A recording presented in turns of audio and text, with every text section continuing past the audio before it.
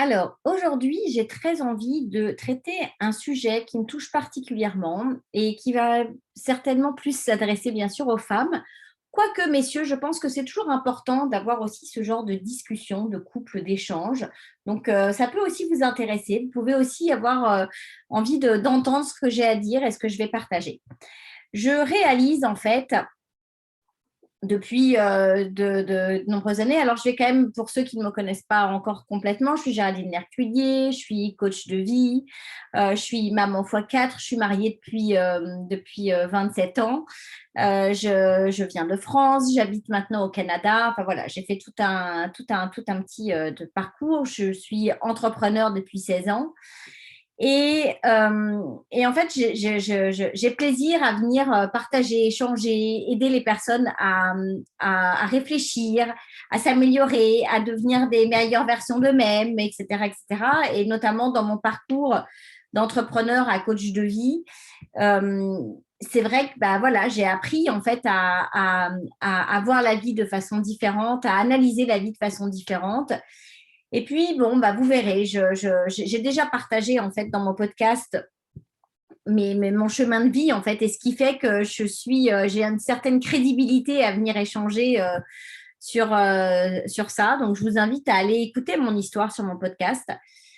Et je dirais qu'en fait, aujourd'hui, je veux particulièrement m'adresser aux femmes parce que je réalise que on a beaucoup de mal à, à accepter quelque part d'être dans nos rôles.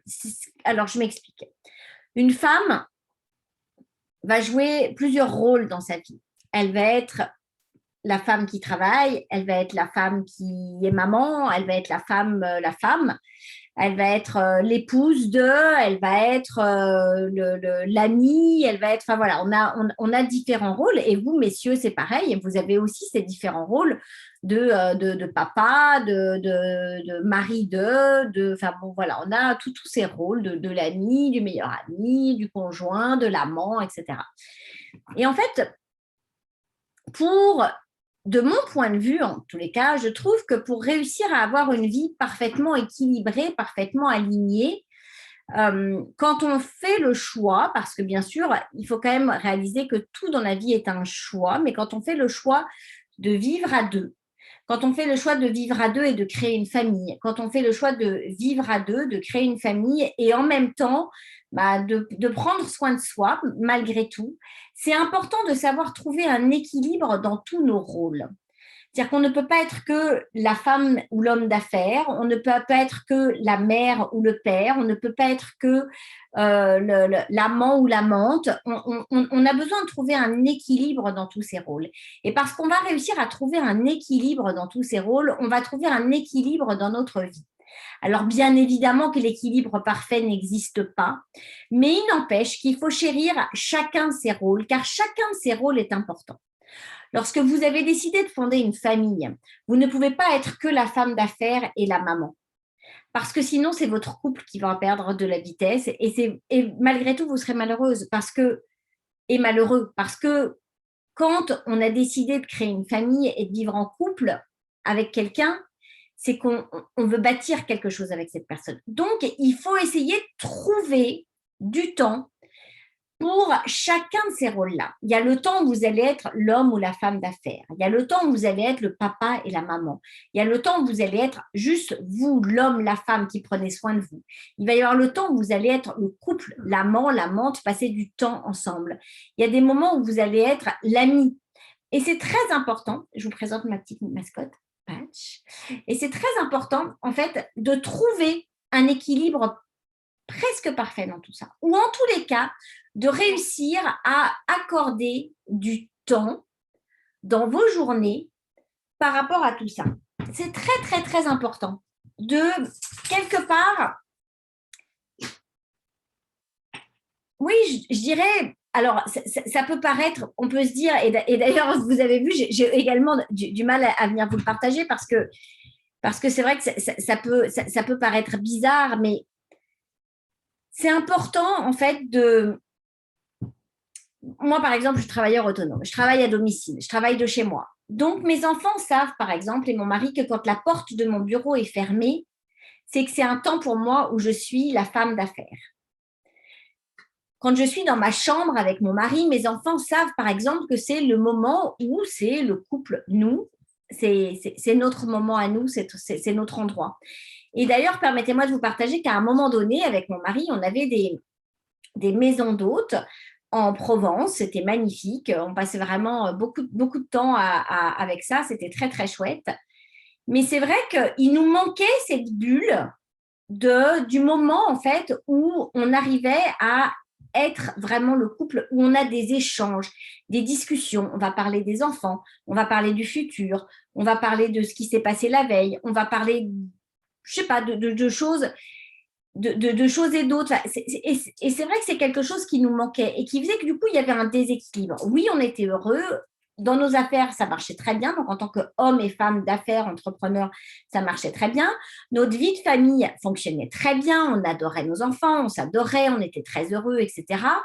En tant qu'hommes et femmes individuels, on était très heureux, on avait des amis, on avait la possibilité de faire des choses, mais il manquait quelque chose à notre couple, ce moment en fait où on peut se retrouver juste nous deux à faire une sortie ou à faire un restaurant ou à échanger, ou il manquait quelque chose. Et donc ça créait un espèce de déséquilibre qui faisait qu'au final, la vie de famille, l'homme et la femme d'affaires, etc., avaient quelque chose qui n'allait pas. Il y avait comme une espèce de déséquilibre. Je ne sais pas si vous arrivez à saisir et si c'est quelque chose qui vous arrive.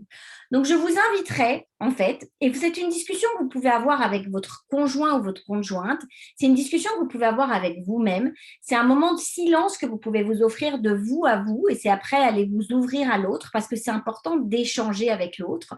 Alors, bien sûr, quand on va aller échanger avec l'autre, on va toujours essayer de s'exprimer par le jeu.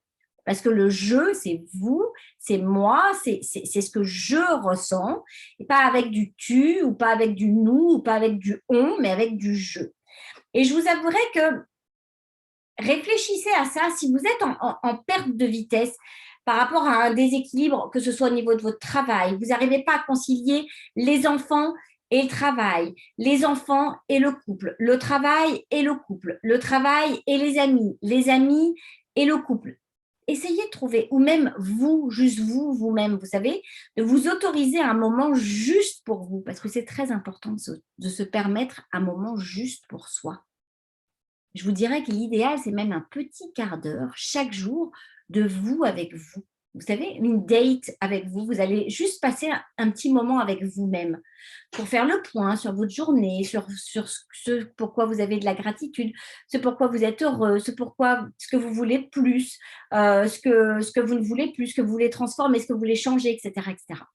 Donc voilà, c'était ça que j'avais envie de partager avec vous aujourd'hui, de vraiment prendre le temps d'analyser, de regarder et de voir où est-ce qu'éventuellement il peut y avoir des failles et où est-ce que vous pourriez essayer de retrouver un équilibre. Bien évidemment que par moment dans la vie, il va y avoir des zones qui vont être prioritaires. On vient d'avoir un enfant, un bébé, ça devient un peu plus prioritaire. On est en train de lancer un gros projet professionnel, c'est ça qui est prioritaire.